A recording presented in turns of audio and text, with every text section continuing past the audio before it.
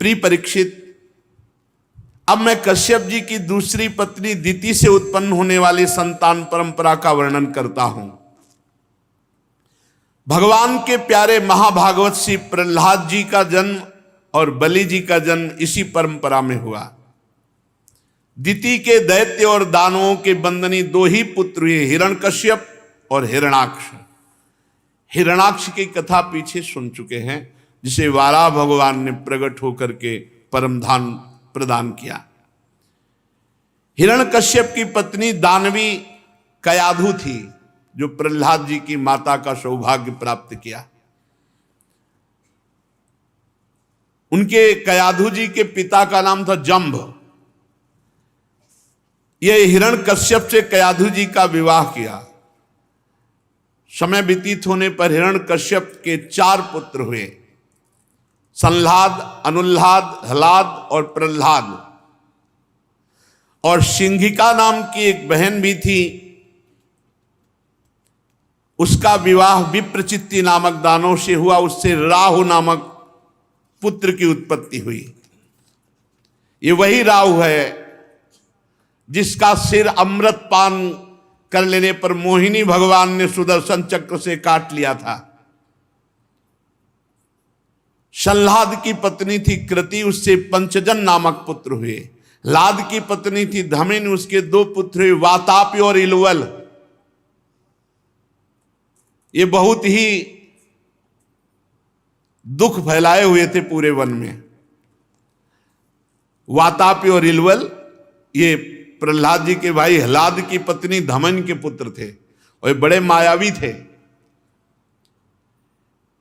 ये साधारण वेश में जाते और जितने 100, 200, 500 ऋषि मिलते सबको निमंत्रण कराते, महाराज आज हमारे यहाँ प्रसाद। कहाँ? बस उस वृक्ष के नीचे आज सब संतों को पवाएंगे। तो ऋषि मुनियों के सामने ऐसी श्रद्धा प्रकट करते, सब ऋषि मुनि जाते तो वातापी को पका करके अपने भाई को, मायावी थे, और भोजन में मिला दे। मान लो 500 ऋषियों के भोजन में एक वातापी का, एक शरीर का तो किसी को पता नहीं चलता। और जब सब ऋषि खा पी के निकलते, ता पुकारता वातापी, तो सबके फटाक फटाक फटाक पे फट जाते, और वातापी इकट्ठा होकर, हाँ भाई 500 ऋषि को मार दिया एक बार में। अब पूरे वन में ऋषियों का अभाव होता चला गया। जो ऋषि बचे वो भाग करके अगस्त्य जी के पास गए। अगस्त्य जी से कहा, महाराज सब ऋषि परंपरा ही नष्ट हो जाएगी। वो अपने भाई वातापी को भेष बदल बदल के आता है, निमंत्रण देता, पवा देता, और बाद में कहता वातापी, तो सबके पेट फाड़ करके वो निकल आता है। अगस्त्य जी ने कहा ठीक है, आज के बाद वातापी जो है निकलेगा नहीं। अगस्त्य जी महाराज जहां ध्यान से देखा कि आज उस जगह शिविर लगा है, वहीं नजदीक है, बैठ गए। बोले महाराज निमंत्रण आपका? बोले हाँ। और ऋषियों को निमंत्रण किया तो कहा और ऋषियों को बाद में पवाना, देखो हम बहुत ज्यादा पाते हैं, पहले हमारा पेट भर दो। तो सब ऋषियों को बता दिया था कि कोई पाना नहीं। अब पूरा वातापी को रांध के पवाया, अगस्त्य जी पूरा पा गए। और पाने के बाद ओम आचमन किया। अब उसने बुलाया वातापी, तो अगस्त्य जी ने जरा से उठाया और वायु मारी, बोले पच गया तेरा वातापी।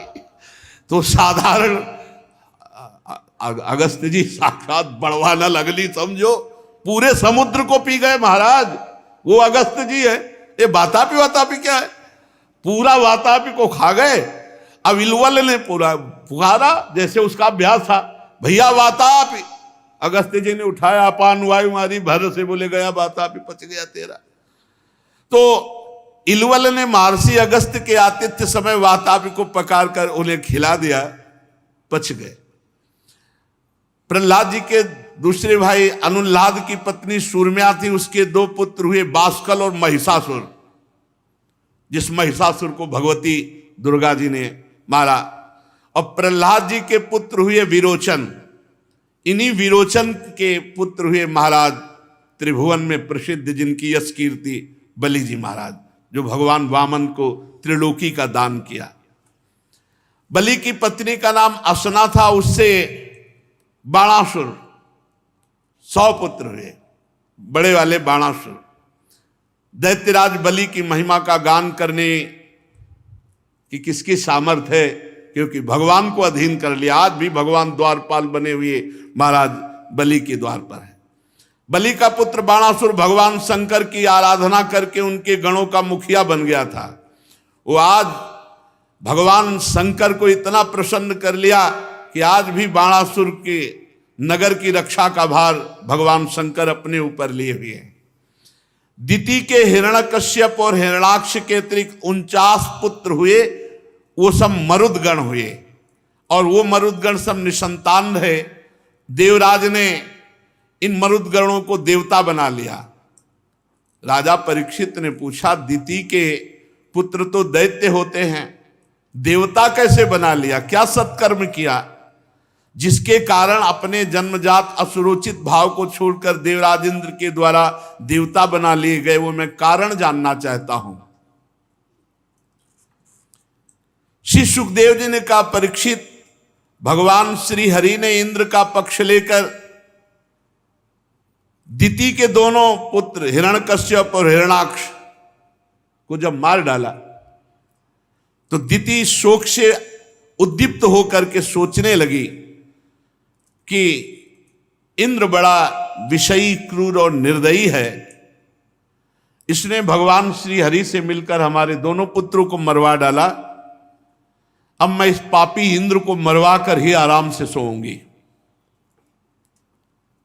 देवताओं के शरीरों को प्रभु कहा गया है, ये सब शरीर एक दिन नष्ट हो जाते हैं।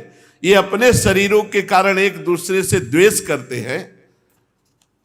मैं समझती हूं इंद्र को बड़ा घमंड है कि मैं त्रिभुवनपति हूं, अब मैं इसका विनाश करूंगी। माता दिति ने, अब मैं वही उपाय करूंगी जिससे मेरे ऐसा पुत्र हो जो इंद्र का घमंड चूर चूर कर दे। दिति ने अपने मन में ऐसा विचार किया और अपने महान सामर्थ्यशाली पति भगवान कश्यप जी की सेवा में विनय पूर्वक, जितेंद्रियता पूर्वक सेवा करने लगी। अपने पति के एक एक भाव के अनुसार सेवा, जब वो समाधि में, जब वो संध्या में, हर सेवा में। कश्यप जी महान ज्ञानी, तपस्वी, सामर्थ्यशाली ऋषि, कहा, किस इच्छा से तुम सेवा कर रही हो हमारी, क्या चाहिए? क्योंकि तुम्हारी जो इस समय वृत्ति है वो ये बता रही कि तुम किसी लोभ से हमारी सेवा कर रहे हो। पत्नी तो हो, पर इस समय कुछ विशेष तुम्हारी इच्छा है। क्या चाहते हो? उन्होंने कहा, भगवान आप तो जानते हो, मैं आपसे क्या कहूं।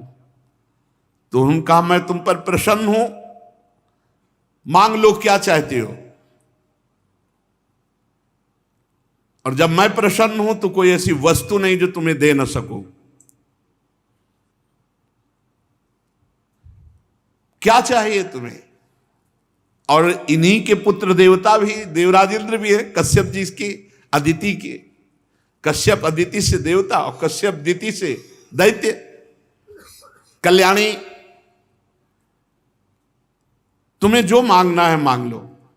दिति ने कहा, ब्राह्मण, देवराज इंद्र ने श्री हरि से मिलकर हमारे दोनों पुत्रों को मरवा डाला। मैं चाहती हूं आपके द्वारा वैसा पुत्र पैदा हो जो ललकार कर देवराज इंद्र को मार डाले। कश्यप जी एकदम गंभीर हो गए कि अरे ये क्या मांग लिया इसने। खिन्न हो गए, मन ही मन कहने लगे, अरे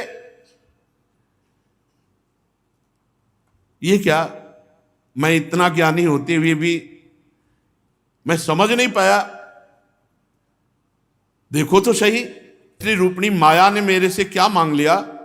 देवराज इंद्र त्रिभुवनपति का वध और मेरा बेटा है। अगर भजन के बल से रोक ले तो रोक ले, नहीं ईर्ष्या इतना प्रबल। देखा ना आपने कल, ईर्ष्या, कृतद्युति के लाडले राजकुमार को जहर दे दिया सब मिलकर के। बहुत जोर की ईर्ष्या होती है। ईर्ष्या में अपना नाश नहीं दिखाई देता है सामने वाले का। मुझ मूड को धिक्कार है, मैं कैसे फंस गया। अब देना पड़ेगा जो मांगेगी। शरत पद्मोत्सवम वक्तम वचश्च श्रवणामृतम हृदयम क्षुरधाराभम स्त्रीणाम को वेद चेष्टितम। इनका मुख तो खिला हुआ कमल जैसा, वाणी श्रवण में अमृत जैसी और हृदय में क्षुरधारा, इनकी चेष्टाओं को कैसे जाना जा सकता है। मुझे पहनी धार से काट दिया, अब मैं क्या उत्तर दूं।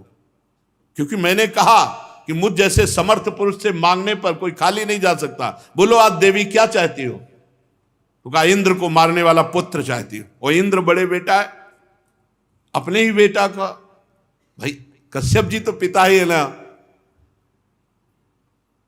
मैं कैसा बोल गया कठपुतली की तरह। ये मुझसे प्यार व्यार कुछ नहीं कर रही थी, ये तो देवराज इंद्र को मरवा डालना चाहती है। अब क्या करूं, मैं तो कह चुका हूं, मेरी बात कभी व्यर्थ नहीं होती, मिथ्या नहीं होती, और इंद्र का वध होने नहीं दूंगा, क्योंकि त्रिभुवनपति है। क्या युक्ति करूं। कश्यप जी मन ही मन बहुत खिन्न हो गए और रुष्ट होकर दिति से कहा, कल्याणी तुमने जो मांगा वो पूर्ण होगा, लेकिन एक व्रत है, 1 वर्ष तक तुम पूरी पवित्र रहोगी। अगर 1 सेकंड के लिए भी अपवित्र हुई तो फिर वो इंद्र का मित्र बन जाएगा, इंद्र का वध करने वाला नहीं रहेगा। 1 क्षण भी अगर अपवित्र रही, त्रुटि हुई व्रत में, तो इंद्र का मित्र बन जाएगा। मेरे बताए हुए व्रत का पालन, दिति ने कहा पूरा पालन करूंगी, 1 क्षण कभी अपवित्र नहीं रहूंगी। बोलिए आप क्या क्या नियम पालन करना है व्रत में। कश्यप जी बहुत सावधान। उन्होंने कहा शर्त, मन से, वाणी से, क्रिया से किसी भी प्राणी के प्रति द्वेष भाव नहीं होना चाहिए, तो इंद्र के प्रति भी नहीं होना चाहिए। बड़ी सावधानी से कि किसी को तुम शाप नहीं दे सकती इस व्रत में जब तक रहोगी। गाली नहीं बोलोगी, झूठ नहीं बोलोगी, शरीर का नख रुआ काटोगी नहीं, कोई अशुभ अपवित्र वस्तु छुओगी नहीं, जल में गले तक जाकर स्नान करोगी, कभी किसी पर क्रोध नहीं करोगी, कभी पापी पुरुष से बात नहीं करोगी, बिना पवित्र वस्त्र धारण नहीं करोगी, किसी की पहनी हुई माला ना पहनोगी और ना सूंघोगी, कभी किसी का झूठा नहीं खाओगी, किसी भी तरह का पवित्र भोजन छुओगी नहीं, रजस्वला का लाया हुआ अन्न, अंजलि से जलपान ये नहीं करोगी, कभी झूठे मुंह नहीं रहोगी, आचमन हर समय पवित्र, संध्या के समय बाल नहीं खोलोगी, बिना श्रृंगार के, वाणी का संयम किए बिना, बिना चद्दर ओढ़े घर से बाहर नहीं निकलोगी, हर समय घर से जब अंदर आओगी तो पैर धोना होगा,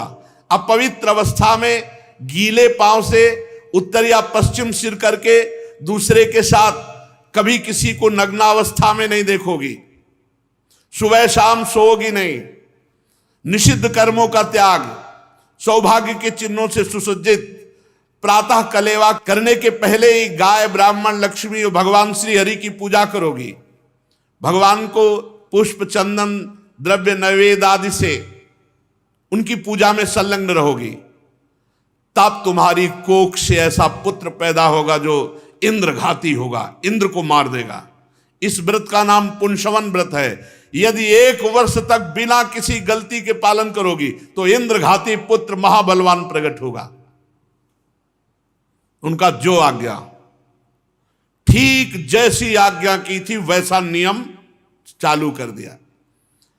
अब दिति अपनी कोख में भगवान कश्यप का अंश धारण करके वैसे नियम, वैसे ही व्रत का पालन करने लगी। देवताओं ने सूचना दी आपके मारने वाला पुत्र प्रकट कर रहे हैं। मौसी आपकी मौसी है, क्योंकि सगी बहनें हैं, सब दक्ष पुत्रियां हैं। अब देवराज इंद्र ने तत्काल वेश परिवर्तन किया और आश्रम पर एक सेवक के रूप में, पवित्र सेवक के रूप में आए और कहा मुझे कोई वेतन नहीं चाहिए, बस मेरा सौभाग्य होगा आप मेरी मां जैसी हैं, आपकी सेवा करने का अवसर मिले। तो उन्होंने सेवा में लगाया। भगवान की पूजन के लिए फूल फल कंद मूल सविधा कुश पत्ते दूब मिट्टी जल ये ला करके देने, इतनी सेवाएं। जैसे बहलिया हरिन पर शिकार करने के लिए दृष्टि डालता है, वैसे देवराज इंद्र कपट का वेश धारण कर सेवक का केवल गलती देखने के लिए, कोई भी त्रुटि हो और मैं गर्भ का नाश कर दूं। सेवा में सदैव पैनी दृष्टि रखते कि मौसी कभी अपवित्र हो और इनके गर्भ के टुकड़े टुकड़े कर दूं। पूर्ववत सेवा में, आप तो समय काफी निकल गया, कोई त्रुटि नहीं। देवराज इंद्र के होश उड़ गए, मारा गया, क्योंकि देवी पूरे नियम से कर रहे हो, इनका जो पुत्र होगा मार डालेगा, क्योंकि कश्यप जी ने वरदान दिया है। ऐसा क्या उपाय करूं? वो बड़ी सूक्ष्मता से नियमों का दर्शन कर रहे थे। तो नियम 1 वर्ष तक नियम पालन कर, दुबली हो गई थी और गर्भ भी था। तो भगवान की इच्छा से एक दिन जूठे मुंह आचमन किए बिना, पैर धोए बिना ही ऐसी नींद आई कि जूठे मुंह ही सो गई। जे ही सो गई, इंद्र ने देखा बड़ा बढ़िया अवसर है, झटपट योग बल से गर्भ में प्रवेश कर गए और वहां जाकर दिव्य सोने के समान चमकते हुए उस गर्भ के वज्र के द्वारा 7 टुकड़े किए। जो इस 7 टुकड़े किए तो 7 बालक होकर वो गर्भ रोने लगा। तो उनका मत रो मत रो, रो क्यों रहा है, हल्ला क्यों मचा रहे? 7 बार काट दिया, 7 बालक बन गए। तब कहा मत रो मत रो।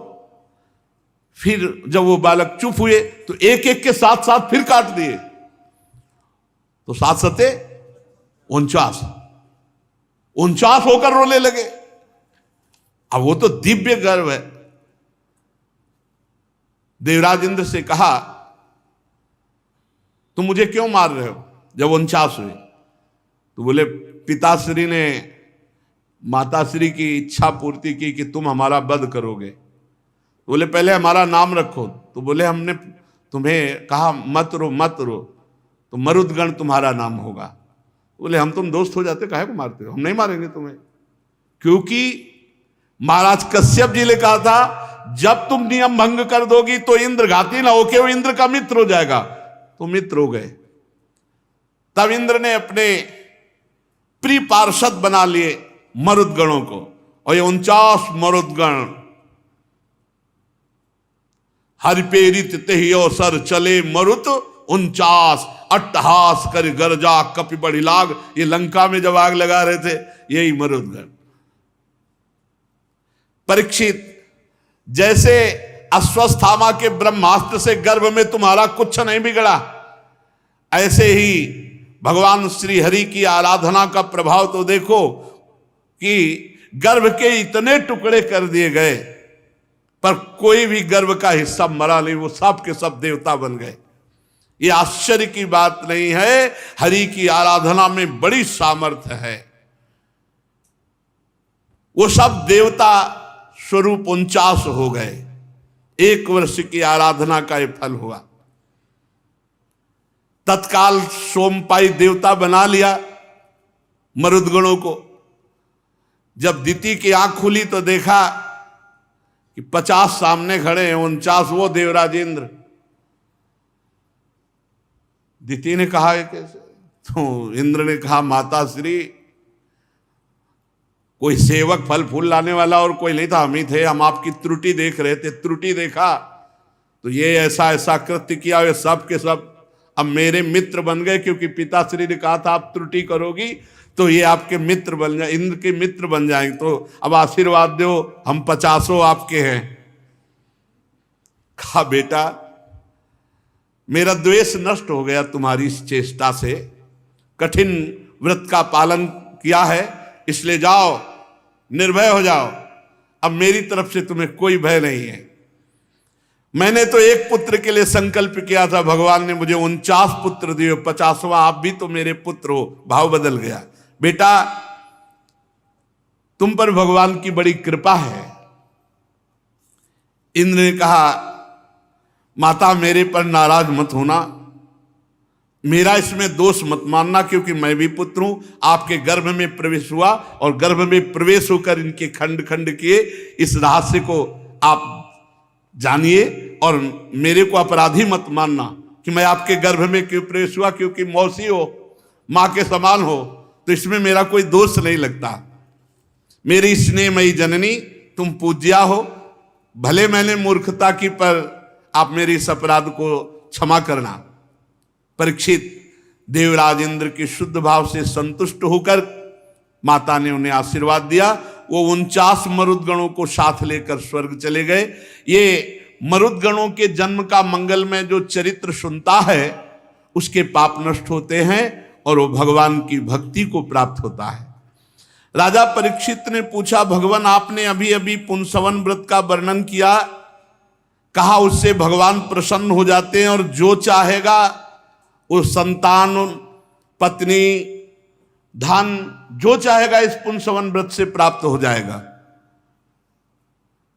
अब 1 वर्ष का है पुंसवन व्रत, रहो, जिनको संतान चाहिए नहीं, जंतुर बंद होएंगे, जे मेहनत नहीं करेंगे, तपस्या नहीं करेंगे, कष्ट नहीं सहेंगे। अरे प्रारब्ध का क्षय होता है जब आप तप करते हैं, व्रत करते हैं, अनुष्ठान करते हैं, पुत्रष्टि यज्ञ करते हैं, तो उससे पापों का नाश होता है, प्रारब्ध बदलता है। अब ऐसे वैसे मारे घूम रहे, प्रश्न करते हैं, कई बार हमको बताते हैं कि संतान नहीं है, पत्नी नहीं है, तो भजन करो, भगवान ने बढ़िया दिया, मुंह में फंसने का अवसर नहीं दिया। बाबा जी से प्रश्न करोगे तो और क्या, भजन करो, डट के भजन करो, गोपाल जी को अपना पुत्र मान लो, हो गया। अगर तुम्हारे अंदर ये भावना है कि हमें पुत्र चाहिए तो भगवान गोपाल जी को मान लो, हरि को मान लो अपना पुत्र। तो वात्सल्य भाव से भगवान के सिवा इस जीवन का कोई सार नहीं। करो अनुष्ठान, अगर चाहिए ही तो। पत्नी चाहिए तो 10,000 वर्ष तपस्या की थी करदम जी ने, तो देवहूति जी मिली थी, तो चलो तुम 10 साल करो। ये पुंसवन व्रत है, बता रहे हैं जिसको लड़का चाहिए तो ले पुंसवन व्रत करो 1 साल। पुंसवन व्रत बहुत संयम से रहो, जितेंद्रियता से रहो तो बात समझ में आवे। अरे 10,000 वर्ष ब्रह्मचर्य रहकर जब तो बोले गरुण देव जी, अरुण देव जी ऐसे पैदा हो रहे भगवान के वाहन। भगवत विमुखता के कारण जीव जो है निकृष्टता को पहुंचता है। जो चाहिए वो मिल जाएगा। 1 वर्ष का है, नियम सुन ले, उसके अनुसार रहे हो। पुंसवन व्रत, अगर अपना पुत्र चाहना हो तो पुंसवन व्रत बता रहे हैं यहां सुखदेव जी, सुन लो। जिसको पुत्र चाहिए पहले तो पतिव्रता होनी चाहिए। ये बॉयफ्रेंड गर्लफ्रेंड वाली पतिव्रता कैसे रहेगी?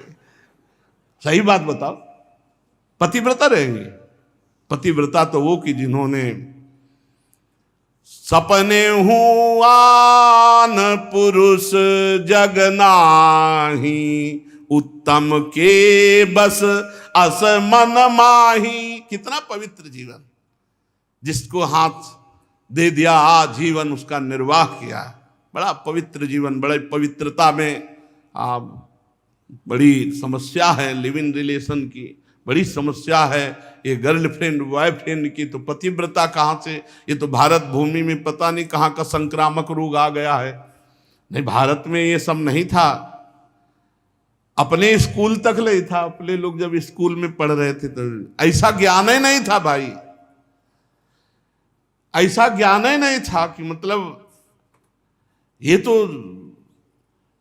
15, 16, 17, 18 वर्ष के बच्चों तक ऐसा ज्ञान ही नहीं था कि संसारिकता का ज्ञान, पढ़ाई लिखाई, खेलना, कबड्डी कूद, इधर उधर, ये सब पाप वाली बातें तो थी ही नहीं। है तो जब से मोबाइल भगवान की सृष्टि हुई तब से ज्यादा हुआ और बहुत विस्तार को प्राप्त हो गया।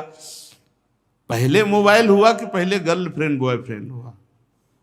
पहले मोबाइल हुआ होगा, हमें लगता है, क्योंकि दोनों चीजें हमारे समय में नहीं थी। ना मोबाइल था, मोबाइल को बहुत 30 वर्ष हुए होंगे, 30 वर्ष हुए होंगे, तब तक मोबाइल तो नहीं था।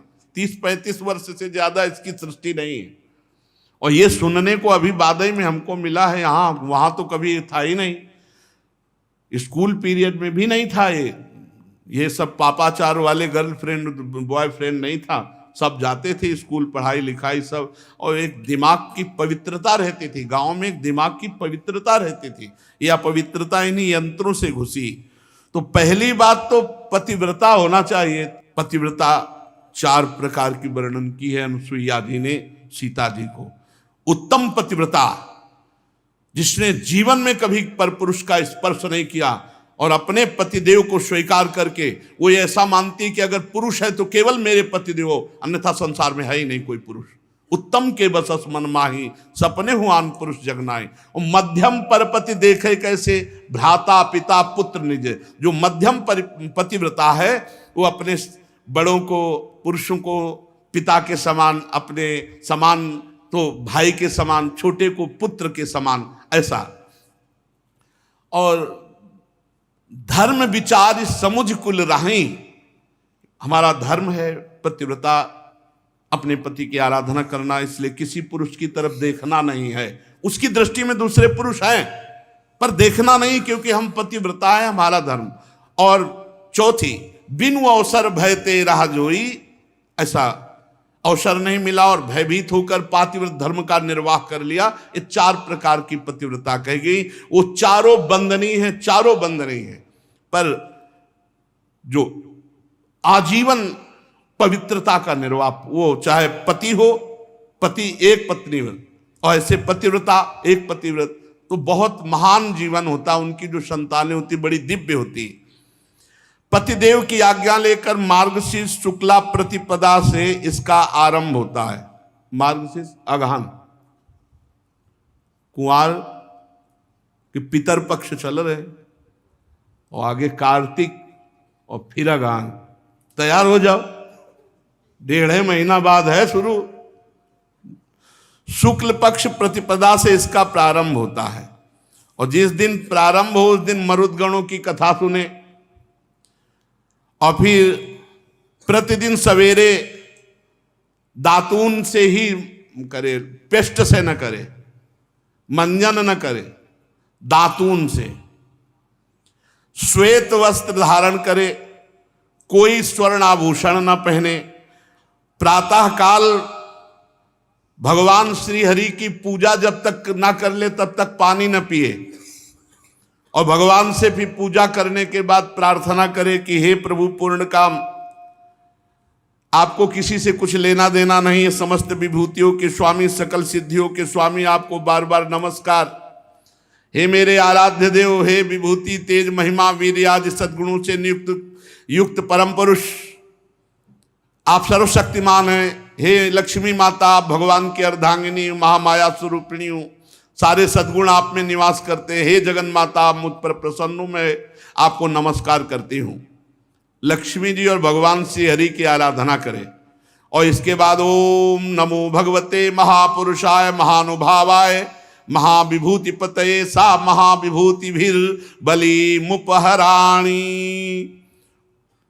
इससे भगवान को नमस्कार करें और भगवान को गंध, पुष्प, धूप, दीप, नैवेद्य, वस्त्र ये सब दे, और जो नैवेद्य बच रहे उसे ओम नमो भगवते महापुरुषाय महाविभूति पतये स्वाहा, इससे हवन करे।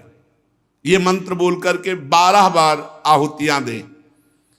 परीक्षित ये प्रतिदिन भक्ति भाव से ऐसी आराधना, बड़ी नम्रता से भी भगवान को साष्टांग प्रणाम करें। भागवत ही कह रही, प्रणमे दंडवत भूमौ भक्ति प्रवेण चेतसा 10 बारम जपेन मंत्रम तथा स्तोत्र मुदीरयेत तस्मात् शास्त्रम प्रमाणम ते कार्या कार्यो विवस्थित। भगवान श्री कृष्ण द्वैपायन व्यासदेव जी लेखक हैं, और परमहंस शिरोमणि श्री सुखदेव जी बोल रहे, प्रणमे दंडवत भूमौ भक्ति प्रवेण चेतसा 10 बारम जपेन मंत्रम तथा स्तोत्र मुदीरयेत। फिर भगवान की स्तुति प्रणाम के बाद मायाधीश्वर परम पुरुष यज्ञ स्वरूप भगवान की आराधना, उस आराधना से अपने भगवान को भाव में लाए कि मेरे पतिदेव साक्षात भगवान है, और पति को भगवान की भावना में भरकर प्रिय वस्तुओं से उनकी सेवा करे, उनकी सेवा में उपस्थिति रहे। और पति का एक कर्तव्य है कि ऐसी समर्पित पत्नी के लिए उसकी संपूर्ण कामनाएं, छोटे बड़े सब कार्य पूर्ण करे। ऐसा नहीं कि पति भगवान हो गया तो वो अपनी ऐसी पत्नी की आंतरिक वृत्ति को देखकर उसके लिए छोटे बड़े सब काम करे। परीक्षित, पति पत्नी में से एक भी कोई काम करता है तो उसका फल दोनों को होता है। ये भी प्रश्न होता रहता था, भाई सुन लो, शास्त्र प्रमाणित है।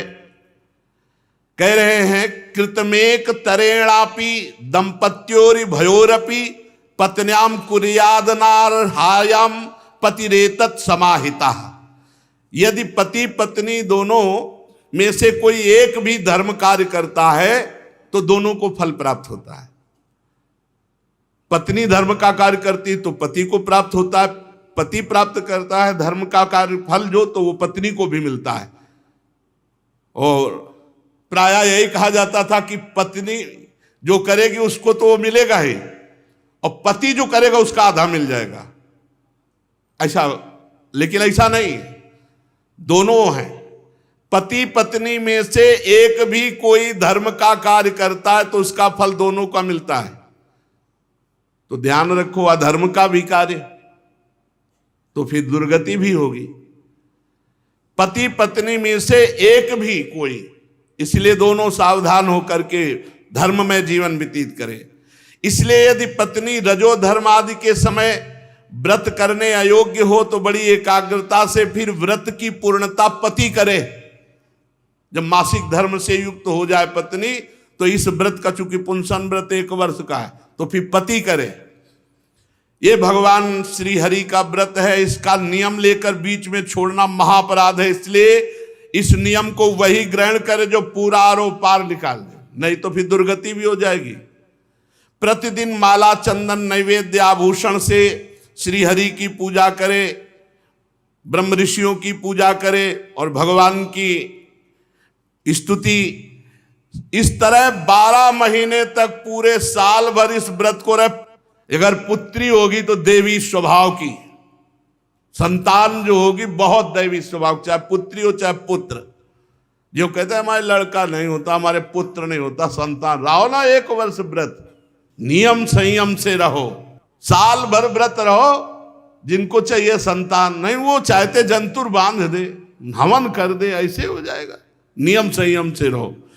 जो ऐसे नियम संयम से रहता है 1 साल पुंसवन व्रत, तो इस पुंसवन व्रत का रहने वाला जो चाहे धन संपत्ति पत्नी पुत्र, भगवान की कृपा से कुछ दुर्लभ नहीं, हरि प्रसाद कुछ दुर्लभ नहीं। अब हमसे प्रश्न करते हैं एकांतिक, हमने भगवान से मांगा, भगवान ने दिया नहीं, हमारी अश्रद्धा हो गई, तो तुम्हारी अश्रद्धा से वहां क्या फर्क पड़ेगा? ऐसे मिल जाएगा, ऐसे मिल जाए। तुम ही एक प्यारे हो भगवान के, और तो कोई प्यारा है नहीं। अरे भगवान कह रहे सब मम प्रिय सब मम उपजाए। तुम मांग रहे तो उसके अनुसार अनुष्ठान करो। अनुष्ठान अगर सांगो पांग हो गया तो मिलेगा। अब भगवान से बोले मांग रहे, भगवान से मांगने से ऐसे अधिकार क्या है तुम्हारा भगवान से मांगने? बोले मैं भगवान का हूं, ये बात अंदर बैठाल, मांग मिट जाएगी।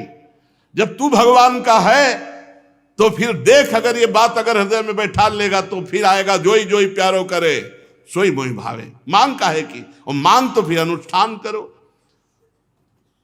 तो अपने को चाहिए प्रियालाल, ये तो भैया जिनको लड़का बच्चा परिवार चाहिए तो पुंसवन व्रत रह लो। तो हम पुंसवन व्रत 1 साल वाला नहीं, हम पूरी जिंदगी वाला है। हर श्वास में नाम जप करो, भगवान के आश्रित रहो, किसी की निंदा स्तुति मत करो, अपने मार्ग को पुष्ट रखो। इसी जन्म में भगवत प्राप्ति कर लो, झंझट खत्म हो जाए। ये झंझट है बहुत जोर की, ये द्वंद्वों की झंझट, जन्म मरण की झंझट, राग द्वेष की झंझट, इसको मिटाना है। मनुष्य शरीर में अगर नहीं मिटा पाए तो हजारों बार लड़का बच्चा हुए, हजारों बार जो है सब ये प्रपंच हुआ है। इस बार जहां जो जैसी परिस्थिति में वहीं से उठो और भगवान का भजन करते हुए भगवत प्राप्त हो। शेष चर्चा आगे। श्री राधा वल्लभ लाल की।